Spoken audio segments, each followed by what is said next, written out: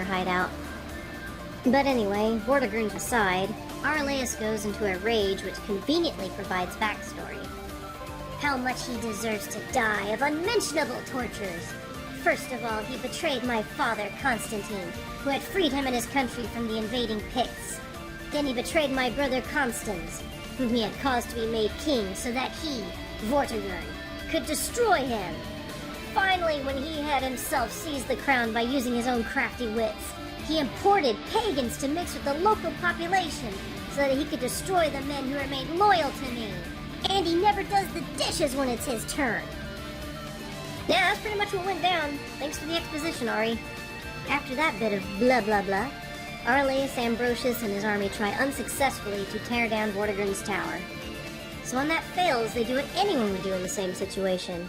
Kill it with fire! How'd it get burned? How'd it get burned? How'd it get burned? How'd it get burned? 焼き尽くせ𝗔𝗂𝗿𝗀𝗻炎の檻となりて𝗧𝗵𝗵𝗽𝗀𝗻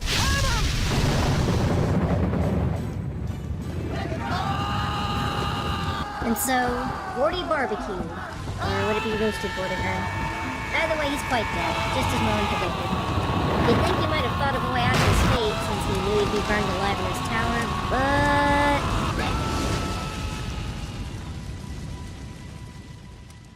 So after that heartwarming story of revenge, Hengist and his Saxons are like, oh shit. They know what they're up against, because at this point the book makes it quite clear that Aurelius Ambrosius is a bona fide badass. He wins every duel he engages in by exploding his opponent's weapon. He's modest and generous, a regular churchgoer, and just all-around 𝗕𝘂𝗄𝗲𝗿 material. So the Saxons are rightfully pooping themselves all the way across the 𝗕𝗵𝗽𝗄𝗏, where they begin fortifying all the castles and towns. As soon as Aurelius hears about the Saxons' current shenanigans, he assembles his army of 10,000 pissed-off folk and marches northward, fully confident of his victory. The Saxons, however, have about 200,000 men, so they're equally confident that they'll win by numbers alone. But it never hurts to be duplicitous on top of it all, so Hengist plans a surprise attack on the hill of... Nobody knows where the hell it is anyway, so who cares? But apparently Aurelius read ahead in the script, so he knows what Hengist is up to. He rushes to that aforementioned field I can't pronounce to set up his army. Then a rando named Eldol, Duke of Gloucester, shows up to slow down the plot by whinging to Aurelius about how he was one of the only survivors of the great betrayal at Mount Ambrius, because God gave him a pointy stick, and that because of this, he wants to be the one to make stabbies on Hengist. To which Aurelius is like, yeah, sure, whatever. But as soon as the Saxons start losing, Hengist is like, peace out, bitches! Hengist runs away with what's left of his army to the castle of... I cannot pronounce this crap, which is now called...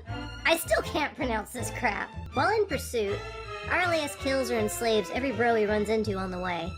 Would really suck if you're just a random farmer or just going out for a walk at the time. But as soon as... Oh god, his name is actually pronounced Hengist. I can't freaking believe this. I'm not re-recording. But as soon as Hengist realizes he's being pursued by Aurelius, master of roasting people alive in their own tower, he decides not to stay in the castle, and instead arranges his remaining men and goes YOLO mode. Both armies continue to fight, and the Britons even look like they're about to lose until the cavalry arrives! Whee! So, more fighting, but 𝗏𝗏, that's his freaking name, finally gets his shot at Hengist, whatever the heck you're supposed to say his name, and the book gets a hard-on. And they began to ring blows on each other, what men they were, and how much more warlike than the others. As each in turn slashed at the other with his sword, the sparks flew from his blows, as if he were at once a source of thunderclaps and of lightning flashes.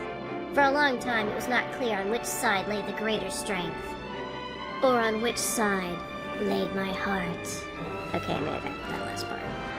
For some reason, as soon as 𝗓𝗏𝗿𝗄𝗏, Duke of Cornwall, arrives, 𝗏𝗏 is reinvigorated and wins the fight. Courtly love. He then drags Hengist by the nasal piece of his metal helmet out in front of all of his men for some good old-fashioned shaman time. God has granted my prayer. Thanks, Big G. Now, men, down with what is left of the Ambronis. Who the hell are they? Victory is in your hands. Now that Hengist is beaten, you have beaten them all. And boy, he weren't kidding.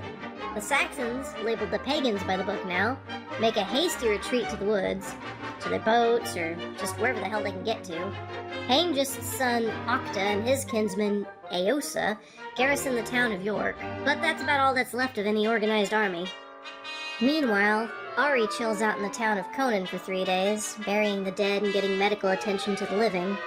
He also arranges a meeting with, they're just referred to as the leaders, to decide what should be done about Hengist, whatever. 𝗏𝗏's brother, 𝗏𝗏𝗏𝗏𝗏, Bishop of Gloucester, gives a riveting speech on the matter. Even if you all were doing your level best to have this man set free, I would hack him in pieces myself.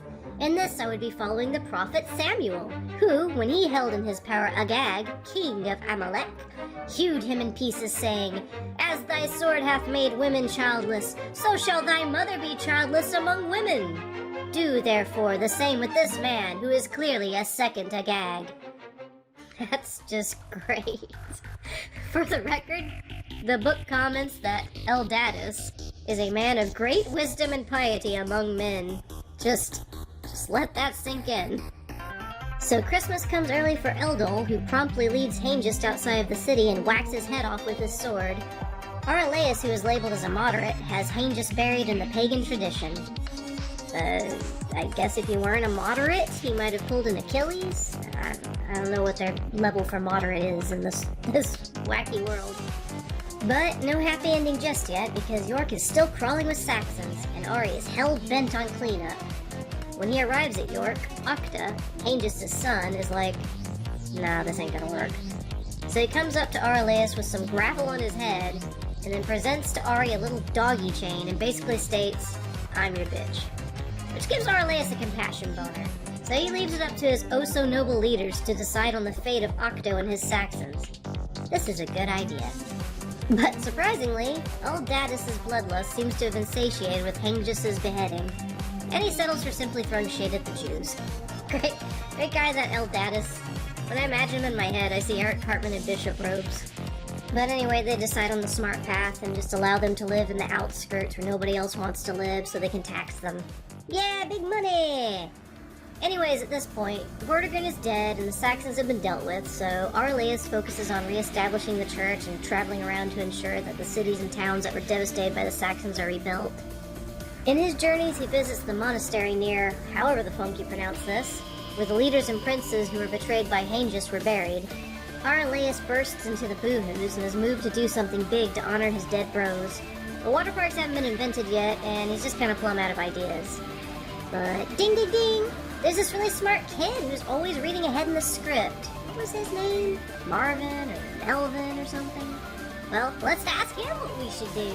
Or what we're going to do, because he already knows even though we haven't done it yet, but we're going to do it. Huh? So Aurelius sends out word that he wants a sarcastic 𝗵𝗵𝗽𝗀𝗏 to give him advice on how to build a proper memorial for a bunch of royal dead dudes. Merlin wasn't on call because he was apparently vacationing in 𝗬𝗏𝗴𝗏 at the 𝗏𝗏𝗏 Springs, far away from all the nonsense. However, he is eventually found, and when he arrives before the king, Aurelius is like, "Oh, goody goody goody, tell me my future." And Merlin's like, "No."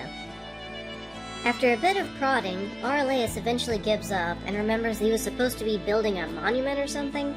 So he asks about that, and Merlin responds, "If you want to grace the burial place of these men with some lasting monument, send for the Giant's Ring, which is on Mount 𝗘𝘅𝗄𝗏 in Ireland.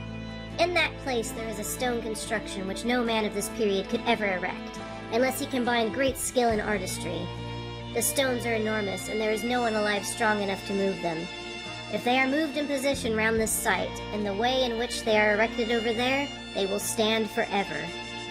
After his speech, Aurelius just busts a nut laughing, clutching his sides all like, "How the hell could anyone big-ass stones, you crazy shit, dude?" And Merlin's like, "Shut the up." And that's where we'll leave off for now.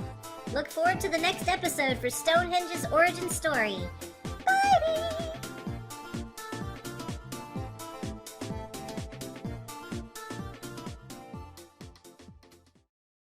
I was supposed to be saying Aurelius this whole time? Oh my god, I cannot with these names.